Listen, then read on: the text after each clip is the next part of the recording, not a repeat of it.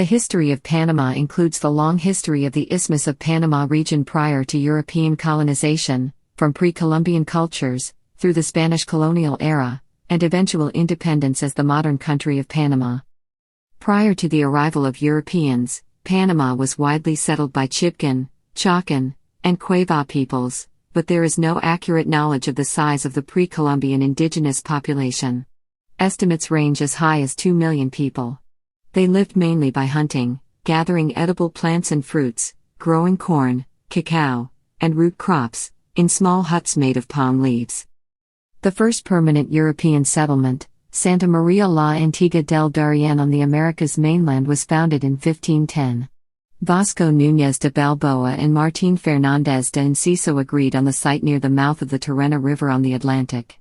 This was abandoned in 1519 and the settlement moved to Nuestra Señora de la Asunción de Panama, the first European settlement on the shores of the Pacific. Panama was part of the Spanish Empire for over 300 years, and its fate changed with its geopolitical importance to the Spanish crown. In the 16th and 17th centuries, at the height of the empire, no other region would prove of more strategic and economic importance. On November 10, 1821, in a special event called Grito de la Villa de los Santos, the residents of the Azuro declared their separation from the Spanish Empire. As was often the case in the New World after independence, control remained with the remnants of colonial aristocracy. In Panama, this elite was a group of less than 10 extended families.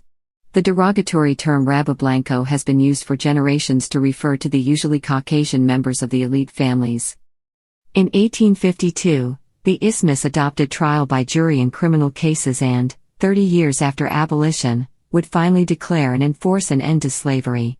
Pre-Columbian history. The earliest artifacts discovered in Panama include Paleo-Indians projectile points. Later central Panama was home to some of the earliest pottery making in the Americas, such as the Monagrio cultures dating to about 2500 to 1700 BC. These evolved into significant populations that are best known through the noteworthy burials at the Monagrio archaeological site, and the polychrome pottery of the Grand Cauclé style. The monumental monolithic sculptures at the Beryl site are other important evidence of the ancient Isthmian cultures. Panama was widely settled by Chibchan, Chocoan, and Cueva peoples, among whom the largest group were the Cueva. There is no accurate knowledge of the size of the pre-Columbian indigenous population of the Isthmus at the time of the European conquest. Estimates range as high as 2 million people, but more recent studies place that number closer to 200,000. Archaeological finds, as well as testimonials by early European explorers, describe diverse native Isthmian groups exhibiting cultural variety and already experienced in using regional trade routes. The indigenous people of Panama lived by hunting, gathering edible plants and fruits, growing corn, cacao, and root crops. They lived in small huts made of palm leaves over a rounded branch structure, with hammocks hung between the interior walls. Spanish colonial period. In 1501, Rodrigo de Bastidas was the first European to explore the Isthmus of Panama, sailing along the eastern coast. A year later, Christopher Columbus, on his fourth voyage, sailing south and eastward from Upper Central America, explored Bocas del Toro, Veragua, the Chagres River and Portobello, which he named. Soon Spanish expeditions would converge upon Tierra Firma, which served in Spanish colonial times as the name for the Isthmus of Panama. In 1509, authority was granted to Alonso de Ojeda and Diego de Nicuesa to colonize the territories between the west side of the Gulf of Urabá de Cabo Gracias a Dios in present-day Honduras. The idea was to create an early unitary administrative organization similar to what later became Nueva España. Tierra Firme later received control over other territories, the Isla de Santiago, the Cayman Islands, Roncador, Quitasueno, and Providencia, and other islands now under Colombian control. Santa Maria la Antigua del Darien. In September 1510, the first permanent European settlement, Santa Maria la Antigua del Darien on the Americas mainland, was founded. Vasco Nuñez de Balboa and Martín Fernández de Enciso agreed on the site near the mouth of the Tarena River on the Atlantic. Balboa maneuvered and was appointed mayor on the first official Cabildo Abierto held on the mainland. On August 28, 1513, the Santa Maria de la Antigua del Darien mission was erected with Fray Juan de Quevedo as the first Catholic bishop in the continental Americas. Balboa Expedition. On September 25, 1513, the Balboa Expedition verified claims by indigenous people that the Panama Isthmus had another coast to the southwest along another ocean. Balboa was the first known European to see the Pacific Ocean, which he named the South Sea. The fantastic descriptions of the isthmus by Balboa, as well as by Columbus and other explorers, impressed Ferdinand II of Aragon and Castilla, who named the territory Castilla Orifica.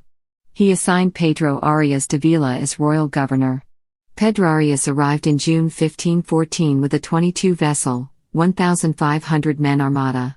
De Vila was a veteran soldier who had served in the wars against the Moors at Granada and in North Africa.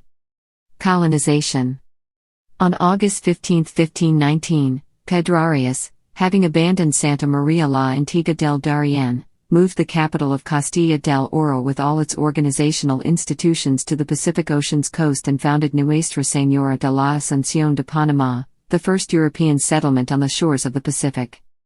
Governor Pedro Arias sent Gil González de Vila to explore northward, and in 1524 Francisco Hernández to Córdoba to settle that region. Pedro Arias was a party to the agreement authorizing the expedition by conquistadors Francisco Pizarro and Diego de Almagro that brought the European discovery and conquest of the Inca Empire. In 1526, Pedro Arias was superseded as governor of Panama by Pedro de los Rios, and retired to León in Nicaragua, where he was named its new governor on July 1, 1527.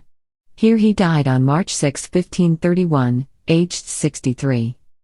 Panama was part of the Spanish Empire for over 300 years, and its fate changed with the geopolitical importance of the isthmus to the Spanish crown. In the 16th and 17th centuries, at the height of the empire, no other region would prove of more strategic and economic importance. Governor Pedro Arias began building intercontinental and trans-isthmian portage routes, such as the Camino Real and Camino de Cruces, linking Panama City and the Pacific with Nombre de Dios in the Atlantic, making possible the establishment of a transatlantic system of treasure fleets and trade.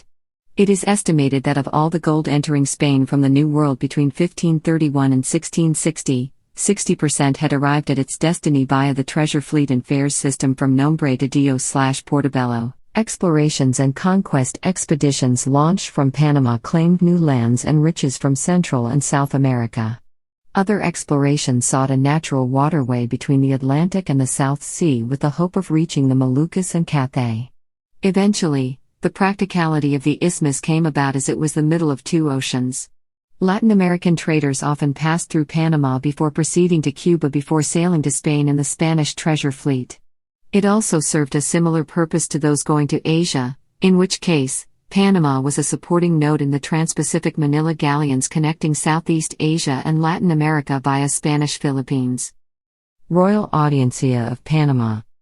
In 1538, the Audiencia Real de Panama, Royal Audiencia of Panama, was established, initially with jurisdiction from Nicaragua to Cape Horn. An Audiencia Real was a judicial district that functioned as an appellate court. Each audiencia had oidores.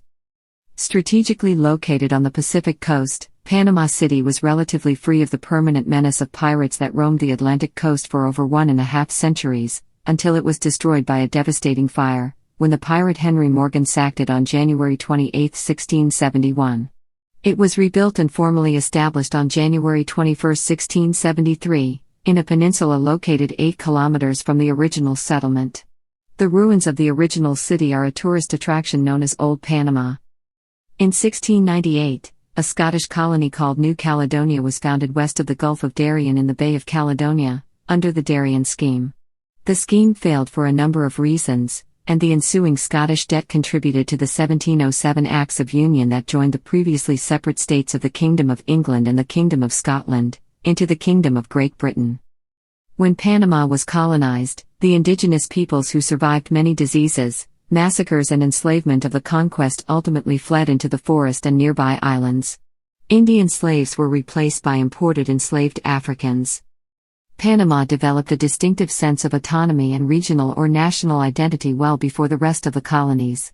This was due to its prosperity during the first 2 centuries while contributing to colonial growth, the placing of extensive regional judicial authority within its jurisdiction, and the pivotal role it played at the height of the Spanish Empire, the first modern global empire. In 1744, Bishop Francisco Javier de Luna Victoria y Castro established the College of San Ignacio de Loyola, and on June 3, 1749 founded La Real y Pontificia Universidad de San Javier.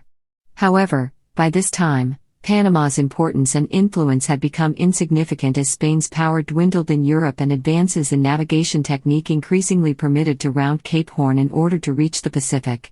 While the Panama route was short, it was also labor-intensive and expensive because of the loading and unloading and laden-down trek required to get from the one coast to the other.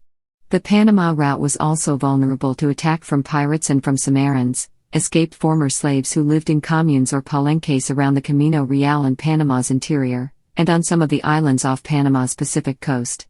During the latter 18th and early 19th centuries, migrations to the countryside decreased Panama City's population and the isthmus economy shifted from the tertiary to the primary sector.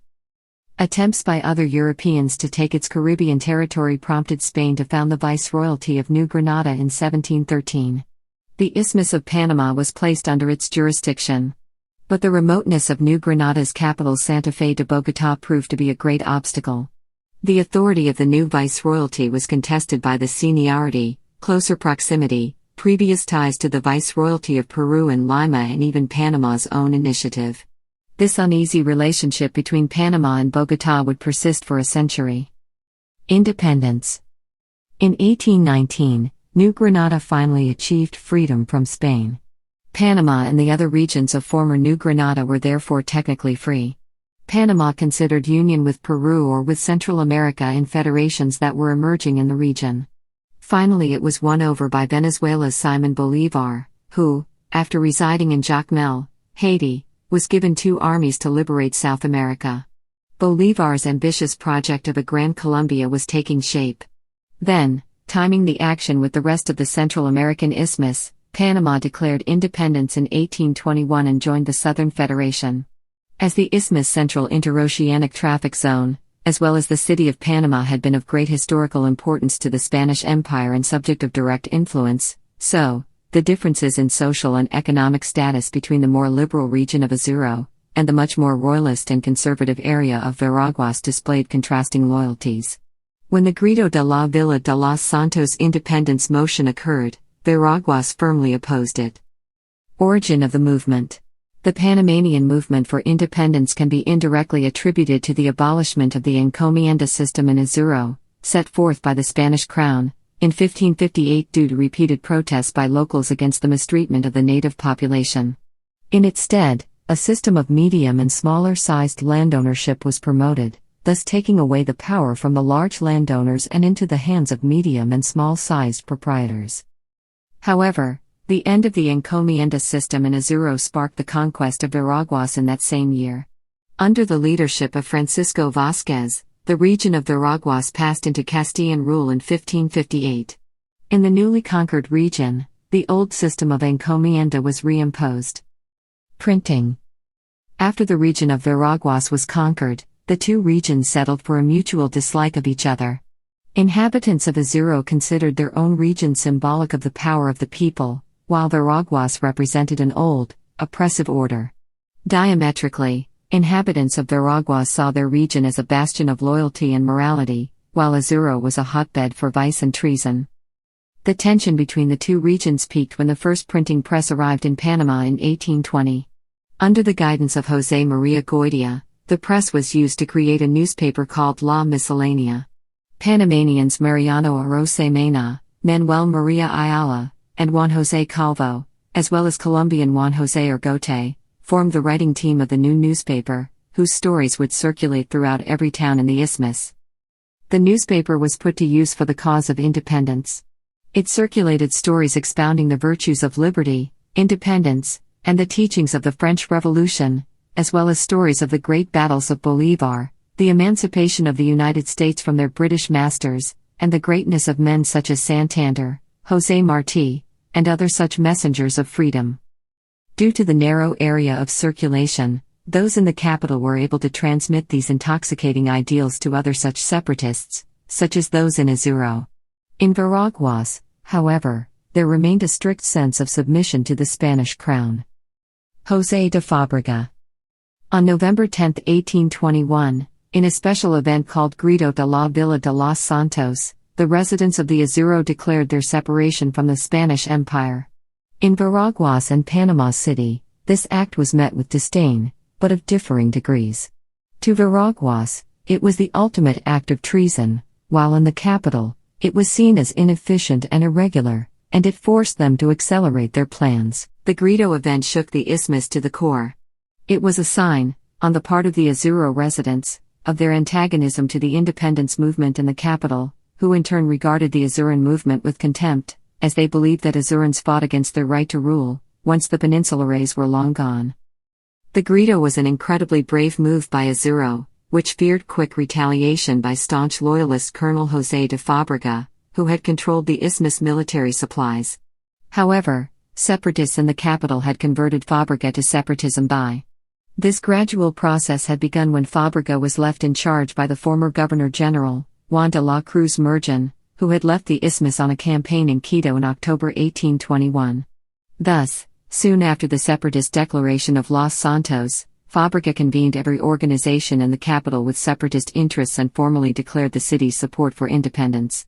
No military repercussions occurred due to the skillful bribing of royalist troops. Having sealed the fate of the Spanish crown's rule in Panama with his defection, José de Fábrega now collaborated with the separatists in the capital to bring about a national assembly, where the fate of the country would be decided. Every region in Panama attended the assembly, including the former loyalist region of Veraguas, which was eventually convinced to join the revolution, due to the sheer fact that nothing more could be done for the royalist presence in Panama.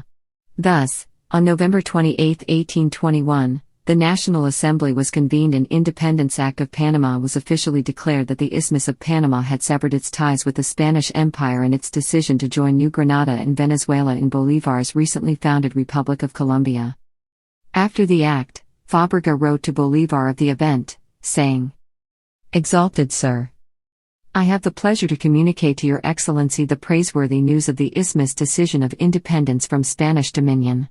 The town of Los Santos, to the comprehension of this province, was the first town to pronounce with enthusiasm the sacred name of liberty, and immediately almost every other town imitated their glorious example. Inasmuch as I am concerned, most excellent Sir, the effusion of my gratitude is inexplicable, at having had the unique satisfaction capable of filling the human heart, as is to deserve the public confidence in circumstances so critical to govern the independent isthmus, and I can only correspond to such high distinction with the sacrifices I am willing to make, since I devoted myself, as it wished, to the mother country that has seen me be born and to whom I owe all that I own."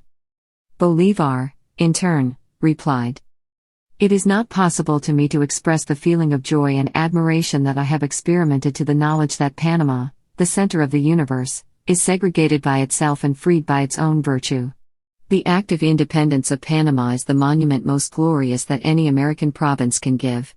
Everything there is addressed, justice, generosity, policy and national interest. Transmit, then, you to those meritorious Colombians the tribute of my enthusiasm by their pure patriotism and true actions." Panama and Colombia. Simon Bolívar had hesitated to include Panama in his Gran Colombia project, because he was aware of Panama's geographical obstacles and the unique qualities and its critical role in trade throughout history and under Spanish tutelage. Also, he had no role in Panama's independence, unlike his decisive military factor in the independence of Venezuela, New Granada, and Ecuador. Thus, while Bolívar knew that Panama was linked historically and culturally to South America, he also knew that the region was part of the Central American geography. This view is clearly seen in some of his famous documents and quotes, such as his Carta de Jamaica. The Isthmian states, from Panama to Guatemala, will perhaps form an association. This magnificent position between the two great oceans could with time become the emporium of the universe. Its canals will shorten the distances of the world, they will narrow commercial ties between Europe, America and Asia, and bring to such fortunate region the tributes of the four parts of the globe. Perhaps someday only there could the capital of the world be established. New Granada will join Venezuela. If they convene to form a new republic, their capital will be Maracaibo. This great nation would be called Colombia in tribute to the justice and gratitude of the creator of our hemisphere. Nevertheless, in 1821, Convinced that under Bolívar's leadership the nation's destiny would move in the most progressive direction, the Isthmus joined Venezuela, New Granada and in 1822 Ecuador. The Republic of Colombia, or Gran Colombia as it was called after 1886, roughly corresponded in territory to the former colonial administrative district Viceroyalty of New Granada. Although Panama belonged to that Viceroyalty, its economic and political ties had been much closer to the Viceroyalty of Peru. The Amphiction Congress of June 1826, under Bolívar's ideal of territorial unity, brings together representatives of the new countries of the American continent and Panama City, such as Argentina, Bolivia, Brazil, Central America, the United States, Gran Colombia, Chile, Mexico, and Peru, as a confederation in defense of the continent against possible actions of the League of the Holy Alliance formed by the European powers and their claims of lost territories in America. Panama separated from the Republic of Colombia in September 1830 under the guidance of General José Domingo Espiner. Espiner rebelled against the nation's central government in response to being transferred to another command, and requested that Bolívar take direct command of the Isthmus Department. It made this a condition to reunification with Republic of Colombia. Bolívar rejected Espiner's actions and called for Panama to rejoin the central state. Because of overall political tension, Republic of Colombia's final days approached. Bolívar's vision for territorial unity disintegrated when the Venezuelan general Juan Elijio Alzuru led a military coup against Espiner. After order was restored, in early 1831 Panama rejoined what was left of the Republic, forming a territory slightly larger than present Panama and Colombia combined, which by then had adopted the name Republic of New Granada. The alliance lasted 70 years and proved precarious. 19th century. When separation of Venezuela and Ecuador were being established, in 1831 the Isthmus again reiterated its independence, now under the same General Alzuru as supreme military commander. Abuses by Alzuru's short-lived administration were countered by forces led by Colonel Tomás de Herrera, resulting in the defeat and execution of Alzuru in August, and the re-establishment of ties with New Granada. A religious conflict sparked a civil war. During this war, in November 1840, the Isthmus led by General Tomás Herrera, who assumed the title Superior Civil Chief, declared its independence as did multiple other local authorities. The state of Panama took in March 1841 the name of Estado Libre del Istmo, or the Free State of the Isthmus. The new state established external political and economic ties and by March 1841, had drawn up a constitution which included the possibility to rejoin New Granada, but only as a federal district. Herrera's title was changed to Superior Chief of State in March 1841 and in June 1841 to President.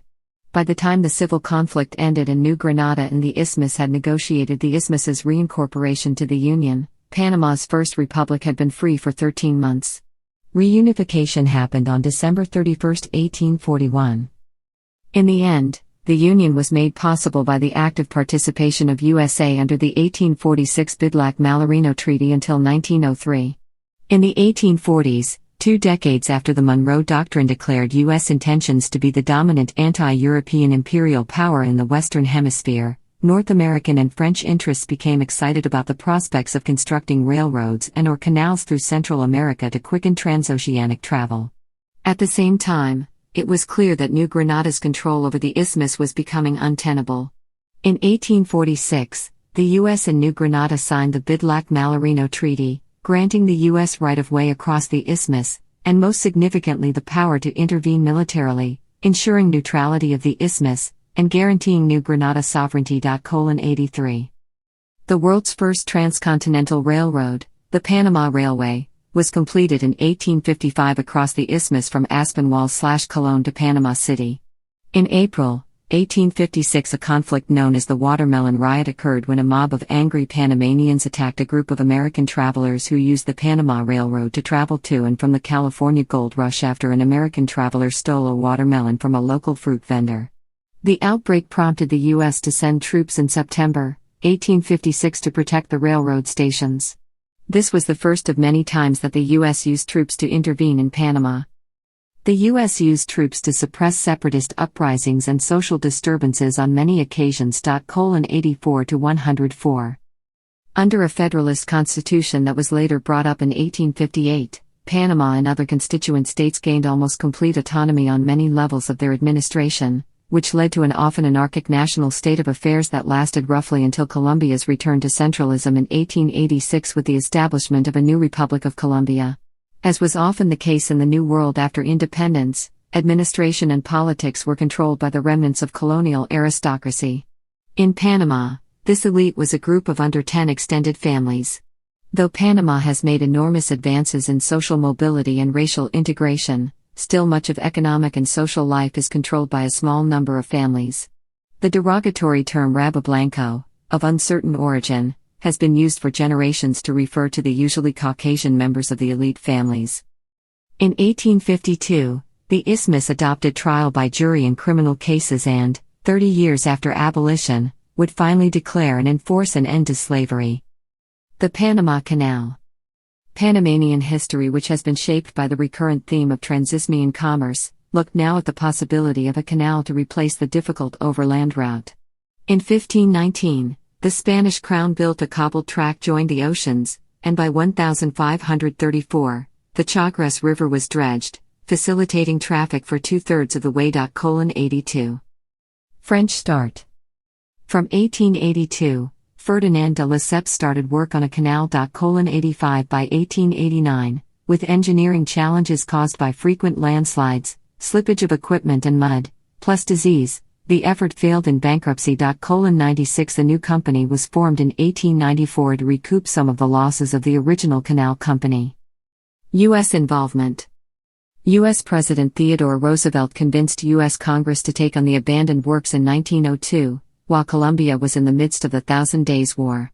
During the war, there were at least 3 attempts by Panamanian liberals to seize control of Panama and potentially achieve full autonomy, including one led by liberal guerrillas like Belisario Porras and Victoriano Lorenzo, each of whom was suppressed by a collaboration of conservative Colombian and U.S. forces under the Malerino-Bidlac Treaty, which had been in effect since 1846. The Roosevelt administration proposed to Colombia that the U.S. should control the canal in return for a $10 million payment and $250,000 annual payment that would begin in 1912. The negotiations initially went well for the U.S. and it received everything it was asking for in the Hay-Aron Treaty, but the Colombian government, upset by the U.S. bias in the treaty, refused to ratify it and began demanding more money. By September 1903, negotiations had all but broken down. The U.S. then changed tactics. According to the treaty, the U.S. was to pay $40 million to the stockholders of the French company that had tried to build the canal across Panama. 105 Colombia's rejection of the treaty confronted these French investors with the prospect of losing everything. At this point, the French company's chief lobbyist, Philippe Bunau-Varilla, went into action. Justly confident that the Roosevelt administration would support his initiative, he met with Manuel Amador, the leader of the Panamanian independence movement, in a suite in the Waldorf Astoria Hotel in New York, where he wrote him a $100,000 check to fund a renewed Panamanian revolt. In return, Bunau-Varilla would become Panama's representative in Washington. Bunau-Varilla arranged for the Panama City Fire Department to stage a revolution against Colombia, which officially began on November 3, 1903. The U.S. Navy gunboat USS Nashville was dispatched to local waters around the city of Colón, where 474 Colombian soldiers had landed to cross the isthmus and crush the rebellion. 126-135 Nashville's commanding officer, Commander John Hubbard, sent a small party ashore and, with the support of the American superintendent of the Panama Railroad, prevented the Colombians from taking the train to Panama City. On November 13, 1903, after 57 years of policing Bogotá's interests, the U.S. formally recognized the country of Panama. Less than 3 weeks later, on November 18, 1903, the Hay-Bunau-Varilla Treaty was signed between Frenchman Philippe Bunau-Varilla, who had promptly been appointed Panamanian ambassador to the United States, representing Panamanian interests, and the U.S. Secretary of State John Hay. The treaty allowed for the construction of a canal and U.S. sovereignty over a strip of land 10 miles wide and 50 miles long, on either side of the Panama Canal Zone. In that zone, the U.S. would build a canal, then administer, fortify, and defend it in perpetuity. Roosevelt's explanation of the U.S. role in the region was made clear throughout many speeches since 1902. First, he invoked the Malerino-Bidlac Treaty. Second, he made clear that Colombia had rejected his offers for a deal, and finally, he argued that Colombia had never been able to prevent Panama from gaining sovereignty. On his December 7, 1903 third annual message to the Senate and House of Representatives, he enumerated an extensive list of interventions the U.S. armed forces had made in Panama since 1850, explaining, "The above is only a partial list of the revolutions, rebellions, insurrections, riots, and other outbreaks that have occurred during the period in question, yet they number 53 for the 53 years." And he added, "In short, the experience of over half a century has shown Colombia to be utterly incapable of keeping order on the isthmus. Only the active interference of the United States has enabled her to preserve so much as a semblance of sovereignty. Had it not been for the exercise by the United States of the police power in her interest, her connection with the isthmus would have been sundered long ago." Treaties like the Bidlac-Malerino Treaty were considered constitutional and legal, even though they involved U.S. interference in matters of a sovereign country. Roosevelt's speeches made clear that the U.S. decided to unilaterally break with the Bidlac-Malerino Treaty and, instead of solving the internal Panamanian problem as the treaty stipulated, helped Panama to separate from Colombia. Thus it enforced only that part of the treaty which was of interest to the U.S., namely, it granted the U.S. significant transit rights over the Panamanian Isthmus. It is a common mistake to call the 1903 events Panama's independence from Colombia. Panamanians do not consider themselves former Colombians. They celebrate their independence from Spain on November 28, 1821, and separation from Colombia on November 3, 1903, which is referred to as Separation Day. Reaction to the Hay-Buno-Varia Treaty. The reaction to the treaty in the U.S. was generally positive, public support for building a canal having already been high. The Panamanian reaction, however, was more mixed. Although the new Panamanian government, led by Manuel Amador, was happy to have its independence from Colombia, they also knew that the U.S. could easily assert itself over them if it felt they were not working in line with its interests. They had instructed their ambassador, Buno Varia, to not make any agreements with the U.S. that would compromise Panama's new freedom, nor could he make a canal treaty without consulting them. Both of these orders were ignored. Nevertheless, the Panamanian government, fearing the alternative, ratified the treaty. By the time the canal opened in 1914, many Panamanians still questioned the validity of the treaty. The controversy surrounding the U.S.'s presence in Panama was a major issue in Panamanian politics throughout the following decades, and revisions to the Hay-Buno Varia Treaty in 1936 and 1955 both failed to adequately address the situation. The controversy would continue until the U.S. agreed to hand over the canal zone wholly to Panama in the 1977 Torihos Carter Treaties. Construction. The Panama Canal was built by the U.S. Army Corps of Engineers between 1904 and 1914. The existing 83-kilometer lock canal is considered one of the world's great engineering triumphs. On January 5, 1909, the government of Rafael Reyes in Colombia signed and presented to its Congress a treaty that would officially recognize the loss of its former province, but the treaty was not ratified, due to popular and legislative opposition.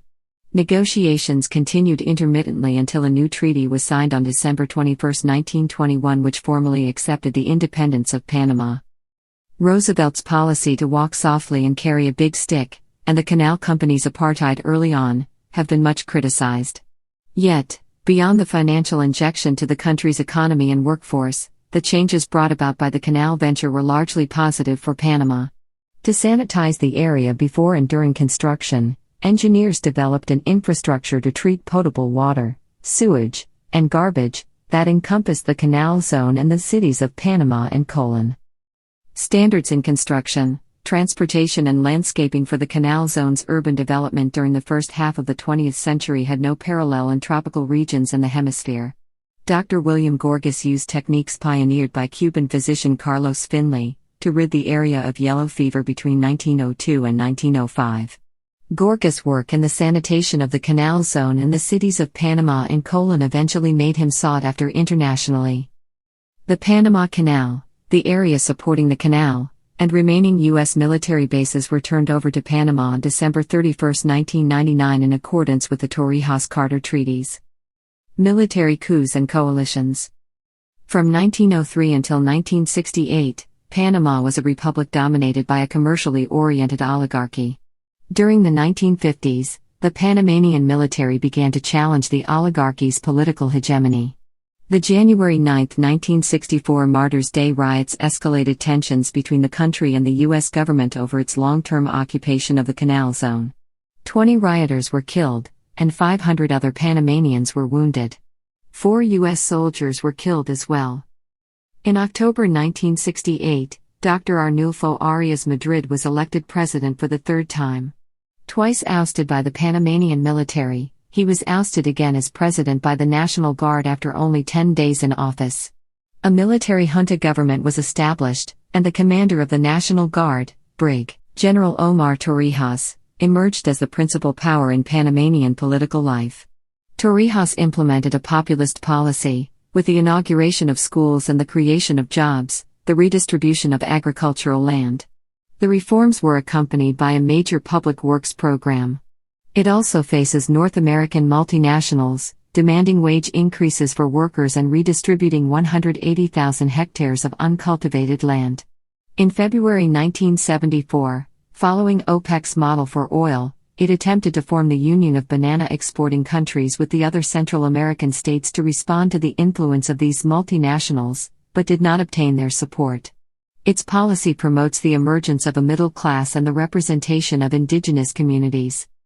On September 7, 1977, the Torrijos-Carter treaties were signed by the Panamanian head of state Omar Torrijos and U.S. President Jimmy Carter for the complete transfer of the canal and the 14 U.S. Army bases from the U.S. to Panama by 1999. These treaties also granted the U.S. a perpetual right of military intervention. Certain portions of the zone and increasing responsibility over the canal were turned over in the intervening years. Manuel Noriega regime. Torrijos died in a mysterious plane crash on August 1, 1981. The circumstances of his death generated charges and speculation that he was assassinated. Torrijos' death changed the tone but not the direction of Panama's political evolution. Despite constitutional amendments in 1983, which appeared to prescribe a political role for the military, the Panama Defense Forces continued to dominate political life behind a facade of civilian government. By then, General Manuel Noriega was firmly in control of both the PDF and the civilian government, and had created the Dignity Battalions to help suppress opposition. Despite undercover collaboration with U.S. President Ronald Reagan on his Contra War in Nicaragua, to deliver arms and drugs by airplane, relations between the United States and Panama worsened in the 1980s. In response to a domestic political crisis and an attack on the U.S. Embassy, the U.S. froze economic and military aid to Panama in the summer of 1987. Tensions sharpened in February 1988 when Noriega was indicted in U.S. courts for drug trafficking. In April 1988, Reagan invoked the International Emergency Economic Powers Act, freezing Panamanian government assets in U.S. banks, withholding fees for using the canal, and prohibiting payments by U.S. agencies, firms, and individuals to the Noriega regime. The country went into turmoil. National elections of May 1989 were marred by accusations of fraud from both sides. Panamanian authorities arrested American Kurt Muse, who had set up an installation to jam Panamanian radio and broadcast phony election returns. However, the election proceeded and Guillermo Endara won by a margin of over 3-1 over Noriega. The Noriega regime promptly annulled the election, citing massive U.S. interference, and embarked on new repression. Foreign observers including the Catholic Church and Jimmy Carter certified Endara's electoral victory despite widespread attempts at fraud by the regime. At the request of the U.S., the Organization of American States convened a meeting of foreign ministers but was unable to obtain Noriega's departure. The U.S. began sending thousands of troops to bases in the Canal Zone. Panamanian authorities alleged that U.S. troops left their bases and illegally stopped and searched vehicles in Panama. An American Marine got lost in the former French quarter of Panama City, ran a roadblock, and was killed by Panamanian police. U.S. invasion. By autumn 1989 the regime was barely clinging to power. On December 20, U.S. troops began an invasion of Panama. Under codename Just Cause Operation they achieved their objectives and began withdrawal on December 27. The U.S. was obligated to return control of the canal to Panama on January 1 due to a treaty signed decades before. Endara was sworn in as president at a U.S. military base on the day of the invasion. Noriega served a 40-year sentence for drug trafficking before his eventual death on May 29, 2017. The U.S. estimated the civilian death toll at 202, while the UN estimated 500 civilians dead, and America's Watch put the civilian death toll at 300. After the invasion, U.S. President George H.W. Bush announced $1 billion in aid to Panama. Critics argue that about half of the aid was a gift from American taxpayers to American businesses, because $400 million consisted of incentives for U.S. business to export products to Panama, $150 million was to pay off bank loans, and $65 million went to private sector loans and guarantees to U.S. investors. After Noriega. In the morning of December 20, 1989, hours after the invasion started, the presumptive winner of the May 1989 election, Guillermo Endara, was sworn in as President of Panama at a U.S. military installation in the Canal Zone. On December 27, Panama's electoral tribunal invalidated the Noriega regime's annulment of the May 1989 election and confirmed the victory of opposition candidates for president and vice presidents. President Endara took office as the head of a four-party minority government, pledging to foster Panama's economic recovery, transform the Panamanian military into a police force under civilian control, and strengthen democratic institutions. During its 5-year term, the Endara government struggled to meet the public's high expectations.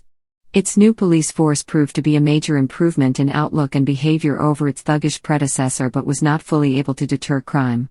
In 1992, he would have received 2.4% of the vote if there had been an election. After an internationally monitored election campaign, Ernesto Perez-Baladares was sworn in as president on September 1, 1994. He ran as the candidate for a three-party coalition dominated by the Democratic Revolutionary Party, the erstwhile political arm of the military dictatorship during the Torihos and Noriega years. A longtime member of the PRD, Perez-Baladares worked skillfully during the campaign to rehabilitate the PRD's image, emphasizing the party's populist Torihos roots rather than its association with Noriega. He won the election with only 33% of the vote when the major non-PRD forces, unable to agree on a joint candidate, splintered into competing factions. His administration carried out economic reforms and often worked closely with the U.S. on implementing the Canal treaties. On May 2, 1999, Mireya Moscoso, the widow of former President Arnulfo Arias Madrid, defeated PRD candidate Martín Torihos, son of the late dictator. The elections were considered free and fair. Moscoso took office on September 1, 1999. During her administration, Moscoso tried to strengthen social programs, especially for child and youth development, protection, and general welfare. Education programs have also been highlighted. More recently, Moscoso focused on bilateral and multilateral free trade initiatives with the hemisphere. Moscoso's administration successfully handled the Panama Canal transfer and has been effective in administering of the canal. Panama's official counter-narcotics cooperation has historically been excellent. For example, officials of the U.S. Drug Enforcement Administration praised the role of Manuel Noriega prior to his falling out with the U.S. over his own drug dealing. The Panamanian government expanded money laundering legislation and concluded with the U.S. a counter-narcotics maritime agreement and a stolen vehicles agreement. The Panamanian government has enforced intellectual property rights and concluded the very important bilateral investment treaty amendment with the U.S. and an agreement with the Overseas Private Investment Corporation.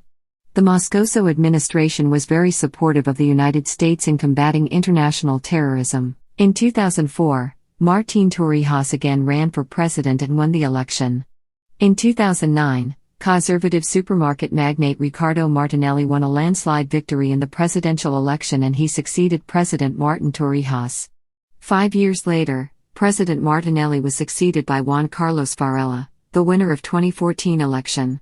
In July 2019, Laurentino Nido Cortizo of the Democratic Revolution Party was sworn in as the new president of Panama, after winning the May 2019 presidential election.